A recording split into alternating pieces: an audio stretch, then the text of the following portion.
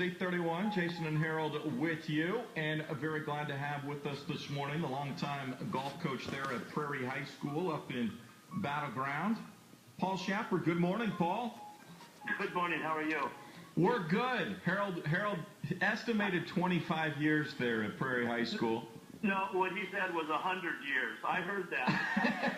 Actually, specifically 125. Well, on your answer, on my voicemail, it said 400 years.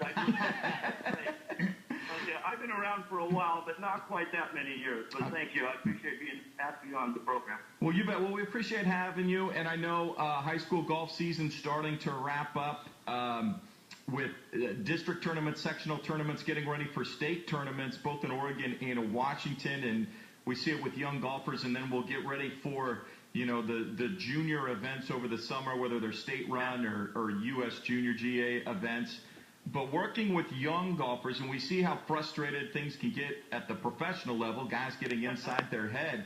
How do you keep a 14, 15, 16-year-old's player head on straight, despite what their golf game may be doing, whether it's hot or cold on any given day?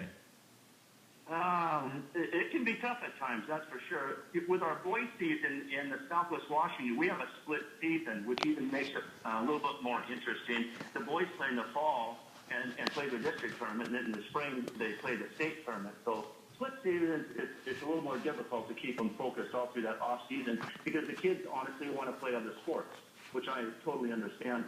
But I try to keep things light with the kids. I put different types of games during practice. We do what's called the Prairie Cup, and it's a form of the Ryder Cup. And actually, when we get toward the state tournament and district tournament, at that moment in time, my feeling is they go to their pros, someone like Harold.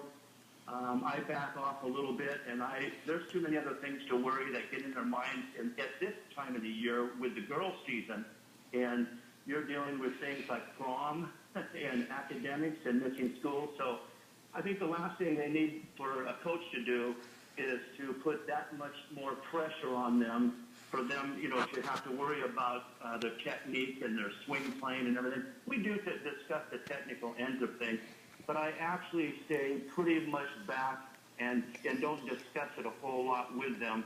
And hopefully that will enable them to relax and play their game. We have our district tournament Monday and Tuesday for the girls at Willis River, and they seem to be in a very good mood. And we've done a few different contests and like I said, games that the kids enjoy. And we'll go on there. We've already had our practice rounds, and coming into the summertime, that's pretty much where the kids will make a move on the other golfers in the area by playing Oregon Juniors or Washington Junior Golf or getting tied in with a professional. And they come back. We have a very short season in the fall for the boys, and then in the spring we got the girls.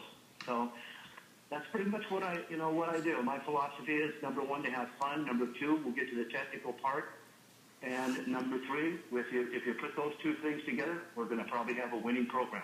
And that's what it's been. Well, and Paul, I work with a lot of your girls through this season, and was instrumental in selecting a couple of prom dresses. I know. That seems to be, at different points of the season in the spring, a priority. Yeah, it is. Yeah. Yeah. But with girls are dealing with different types of emotional things and getting prepared for the match, whereas the boys, they're more concrete, sequential. Not that the girls are not, but the boys are really score, hole by hole, make sure everything is in perfect order. The swing has to be, the grip has to be. Girls, because at least in my experience over the years, they don't spend that much time in the summer other than your top players. So when I only have them for 2.5 months, it's like cram time and try to come down and get qualified for district, get qualified. If you don't make it straight to state, which only 6 of our girls do in our league, then the rest of them, or 13 girls get to go to by district, which is at Gold Mountain the following week, and there's 30 girls that are playing there from all different areas in Southwest Washington, and I believe 8 get to go to state, so they actually get a second chance to go. So that's Paul Shapard, our guest here, the high school golf coach out there at Prairie. I'm curious now, you've talked about the difference between the boys and the girls, so I'm wondering, out out there on the golf course, do you notice a distinct difference in how they deal with both success and adversity, difference between the boys and the girls that you see transferring on into adulthood? Yeah, I coached basketball for 30 years and football for about 20. And with golf, I tell them that in those other sports, you can always find blame somewhere else. They didn't pass the ball enough. They shot too often. They missed the block. With golf, you got to look in the mirror. And that's the only person that's responsible for the last shot. And so what I find is sometimes because kids play in so many team sports that it becomes very difficult for them to handle it all being on their own shoulders. Mm-hmm. And it is as you're out in the course, you can see different kids, how they react under stress. And I think, again, at this point in time, it's more of counseling and keeping everything in check, emotional check, because most of the kids that are playing at this point of the season, they pretty much are where they're going to be and ride this all the way out through the state tournament, which is at the end of May. And so I think a lot of it just comes to when I can talk to them. In our league, we can only talk to them green to tee. We cannot talk to them while they're on the fairway or tee off to green. We can't talk to them. We can only talk in between. And so sometimes when I get up there, I might talk to them, as Harold said, about what's your prom dress going to look like, or to just get their mind off of the whiff or the ball that hit out OB, just so that we can keep the conversation going and put that behind us. In golf, you got to have a short memory. Yeah, and the nice thing is that the parents aren't allowed to talk to them at all.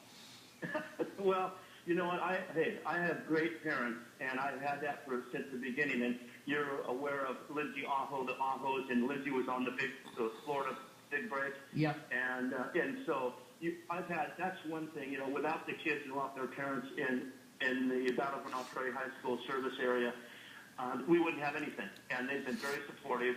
And the year Tiger came out, I had 58 boys try out for golf. Wow. And I had 28 girls. And that's just from that moment on. I've always had a lot of kids that have been trying out. This year on the girls team, I have 14 girls. And whereas years past, for some reason, it's been around the 9-10 range. It's very popular. They love it. They love to hate. It's a love-hate relationship. And I tell them this will be kind of like your boyfriend in the future or your husband, okay? Some days are going to be beautiful, and some days, we got to work on that. And so I keep it light with them, and at the same time, I know that they're getting a lot of instruction, and they are focused. But the last thing they need to be is have a coach breathing down their throat. So I said, I have a lot of fun with the kids, and I have for the 25 years. So, Paul, what are your expectations going into district tournament? Just win, baby. Good for you. No, you know what? I'm very competitive. I'm lighthearted. I was an art teacher for 30 years. A little abstract random. I think that appeals to the kids. I keep things moving around. But no, I like any coach. I want to do very well, and I'd like to see them advance to the state tournament directly. I think we have a chance with at least most of my players to at least sneak in there. And if not, then I know that we have a very good chance of taking almost everybody to the by-district tournament to Gold Mountain a week from now, Sunday, Monday. Mm-hmm. Well, good luck to you. Good luck to the girls. And thanks so much. Well, thank you for inviting me. I really appreciate it. And go Falcons.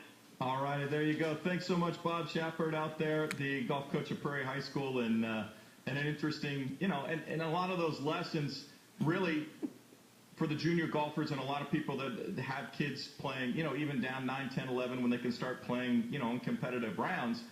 How do you keep them thriving in competition without totally bearing down on them and having them feel this incredible weight on their shoulders? And that is as challenging as teaching them the techniques of a proper golf swing. Well, and I've worked with Paul now for several years, and he's a great coach. And we kind of work together. I work on the technical, but also a lot of the mental part of the game, and he works with trying to keep the girls in balance and the boys in balance. The difference between the boy might throw a club, the girl might start crying. So there's there's a difference there. But a good coach will keep them in balance so that neither situation will happen.